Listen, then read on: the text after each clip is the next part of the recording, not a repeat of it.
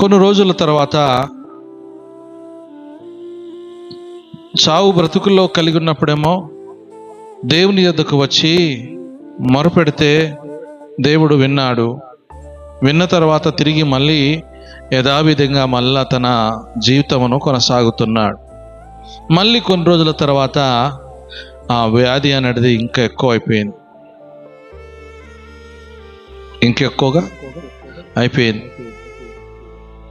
అయిన తర్వాత మళ్ళీ వైద్యుల దగ్గరికి వెళ్ళారు. మాతో కాదు అని చెప్పేశారు. వారు కూడా మరి ఎంత పెద్ద హాస్పిటల్ వెళ్ళినా మాతో కాదని వారు చేతులు లేవటిస్తున్నారు. తిరిగి జ్ఞాపకం చేసుకున్నాడు.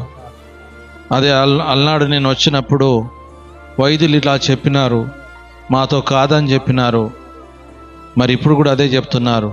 అప్పుడు